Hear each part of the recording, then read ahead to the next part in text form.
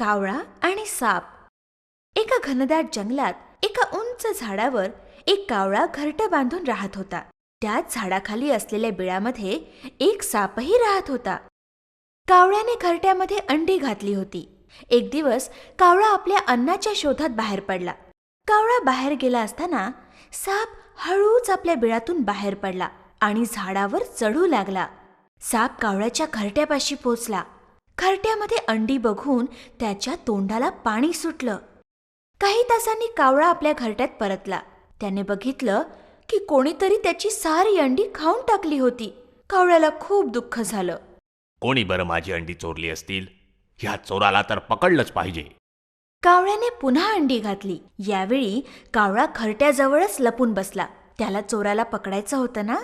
थोड्या वेळाने खाली राहणारा साप पुन्हा तिथे आला आणि कावळ्याची अंडी खाऊ लागला. कावळ्याने चोराला पकडलं होतं. कावळा पटकन बाहेर आला. तुझी ही हिम्मत, माझी अंडी खातोस? कोण आहे? अच्छा, तर तू इथेच आहेस. माझी अंडी खाताना तुला जरा पण लाज नाही वाटली? मला कशाला लाज वाटेल? मला भूक लागली होती म्हणून मी तुझी अंडी खाल्ली. परत जर कधी माझ्या अंड्यांकडे नुसतं बघितलास तर मी तुला ठार मारीन. तू काय मला मारणार? जा, तुला जे करायचं ते करून घे. कावळा खूप उदास झाला. त्याच वेळेस कावळ्याचा मित्र कोल्हा तिकडून येत होता. कावळा झाडावरून उतरला आणि आपल्या मित्राजवळ जाऊन रडू लागला. अरे काय झालं? का रडतोयस बाबा? त्या दुष्ट सापाने माझी सगळी अंडी खाल्ली. मला त्याला ठार मारावंसं वाटतंय, पण काय करू, मी एकटा आहे. तू अजिबात रडू नकोस मित्रा, मी तुला मदत करीन. पण तू माझी मदत कशी करणार? ऐक, माझ्याकडे एक युक्ती आहे, पण तू रडणं बंद कर आणि मी काय सांगतो ते नीट ऐक. ठीक आहे, काय करायचं ते सांग. हे बघ मित्रा, या देशाची राजकुमारी एका तलावावर अंघोळ करायला येते. तू तिथे जा.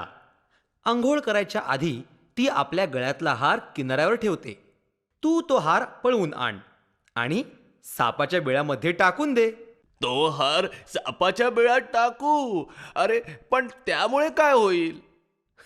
अरे जसे मी सांगतो तसे कर, मग बघ गंमत. कावळा उडत उडत राजकुमारीच्या अंघोळीच्या तलावाजवळ गेला आणि हार पळवून उडू लागला.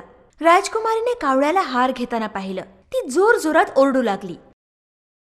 सगळे सेवक सावध झाले आणि कावळ्याचा पाठलाग करू लागले. सापाच्या बिळामध्ये हार टाकून कावळा तिकडून उडून गेला. गडबड ऐकून बाहेर काय झालं ते बघायला सापाने बाहेर डोकं काढलं. हार त्याच्या गळ्यातच पडला होता. तो हार बघताच राजकुमारीचे सगळे सेवक सापावर तुटून पडले आणि त्यांनी त्याला मारून टाकलं. सापाच्या गळ्यातला हार घेऊन ते सर्व निघून गेले. हे बघून कावळ्याला खूप आनंद झाला. त्याचं एक संकट दूर झालं होतं. धन्यवाद मित्रा, मला तुझी खूप मदत झाली. आणि त्यानंतर न घाबरता कावळा अंडी घालू लागला आणि अगदी आरामात जीवन जगू लागला. मित्रांची परीक्षा संकटातच होते.